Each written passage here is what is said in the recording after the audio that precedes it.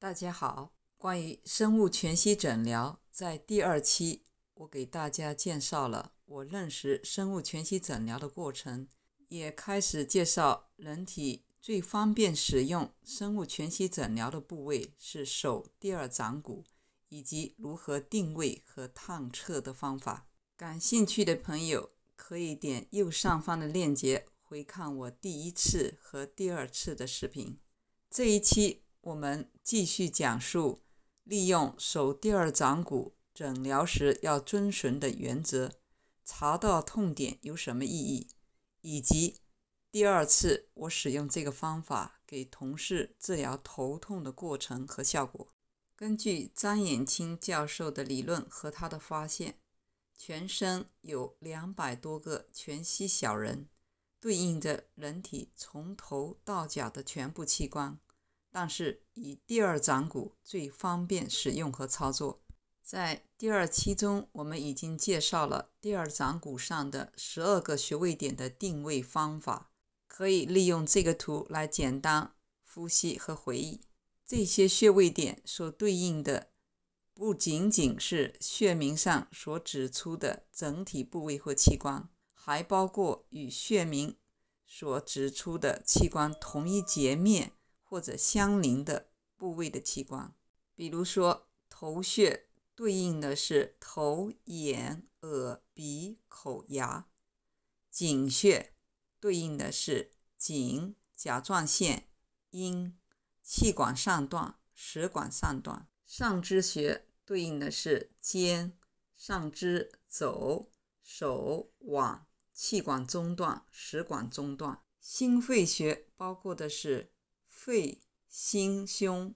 乳腺、气管下段、支气管、食管下段和背部；肝穴对应的是肝和胆；胃穴对应胃、脾和胰；十二指肠穴包括的是12指肠和结肠；腰腹穴包括腰、脊椎、大肠、小肠；肾穴包括的是肾、大肠、小肠；下腹穴包括的是下腹、子宫、膀胱、直肠、阑尾、卵巢、睾丸、阴道、尿道、肛门和胯部；腿穴包括腿和膝；足穴包括足和踝。因此，临床上通过按压第2掌骨侧上述穴位的病变反应，就可诊断其相对应的组织和器官的病变。接下来我们来讲取穴的原则，通常遵循3个原则来取穴。第一是部位对应原则，第2是同侧对应原则，第3是脏腑所主对应原则。部位对应原则，比如说头、眼、耳、鼻、口、牙这些部位的疾病可以取头穴，而胃、脾和胰的疾病可以取胃穴。如果第2掌骨上一个穴位痛，说明这个穴位所对应的脏腑或者这个截面的脏器是有问题的，反之就是脏实没有问题。同侧对应原则说的是以患者患部同侧的手第2掌骨探查和按摩为根本的依据，另外一侧作为参考和辅助。第3，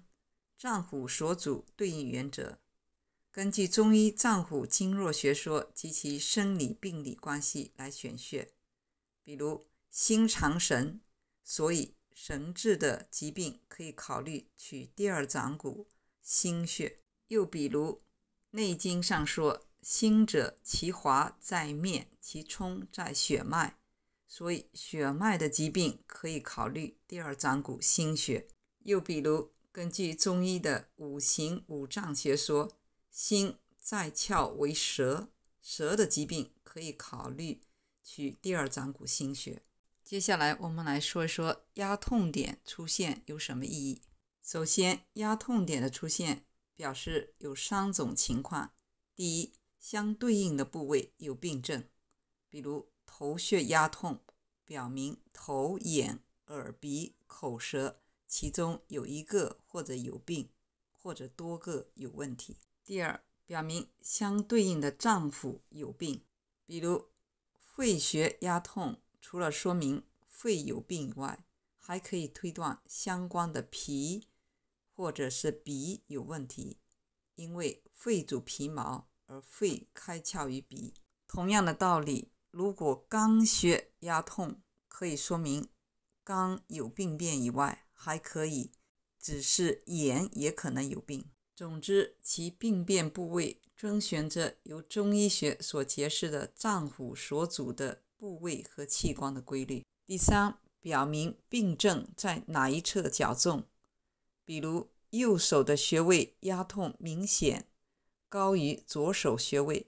可能右侧的病症重于左侧，反之亦然。关于这个理论如何在第二掌骨的使用，我们介绍到这里。接下来我再回来讲述我的第二次实践的案例。在第二期中，我说起我第一次使用生物全息诊疗法是在1987年的暑假，大学毕业后的暑假，第一次听到全息生物诊疗法，1个月以后在棒山上。那次取得立竿见影的效果完全出乎我的预料，因为我听完这个讲座虽然很震撼，到底实践的应用如何，我根本是将信将疑的。所以当姨夫说他的膝盖热起来，我还不相信，因为才按摩了20几分钟，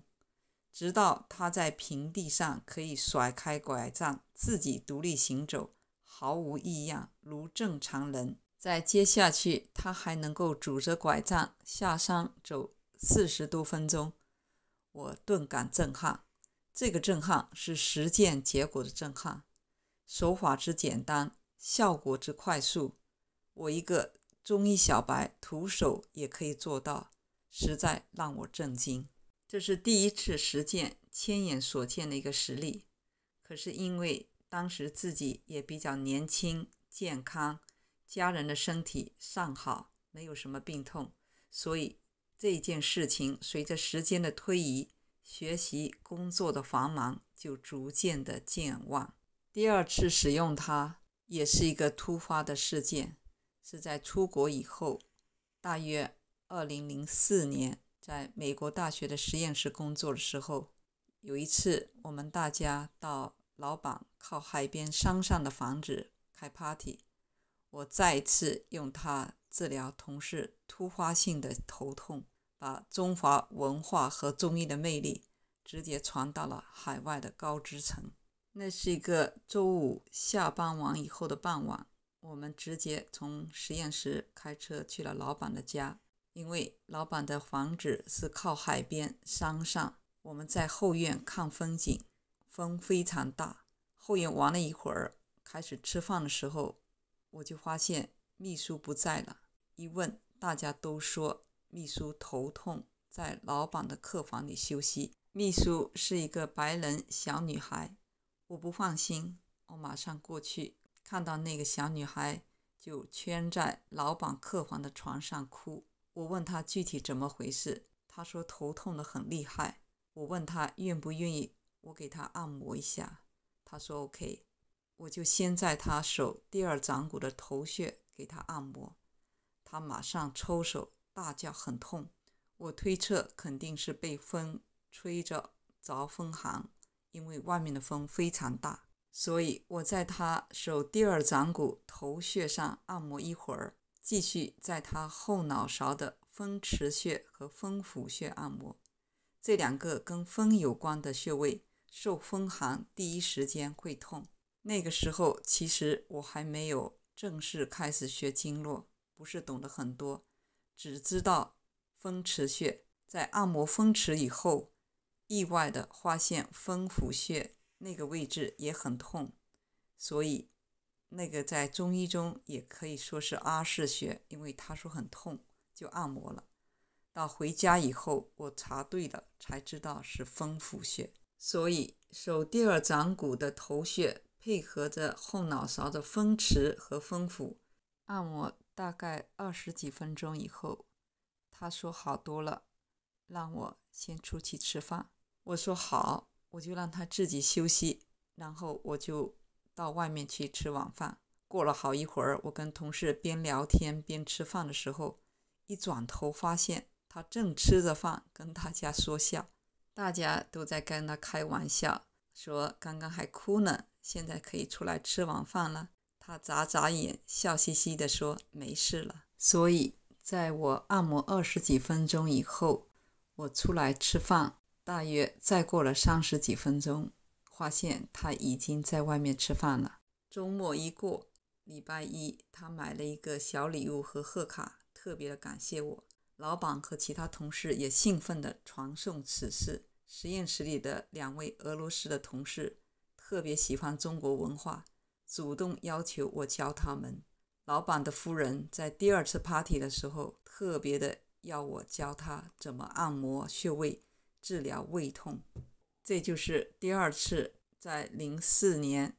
87年第1次实践后的第16年，第2次使用全息诊疗给同事治疗突发性头痛的经过和效果。关于生物全息诊疗和第2掌骨的使用原则，以及我第2次实践的故事，今天就介绍到这里。下次我会介绍使用生物全息诊疗法的禁忌和注意事项，以及我第3次使用它给亲戚和朋友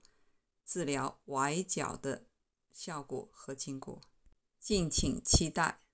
如果您喜欢我的视频，愿意跟我一起学习外治手法，呵护自己和家人的健康，请点赞、转发、订阅我的频道，并且打开小铃铛，就不会错过我的新视频。感谢您的观看，我们下次再见。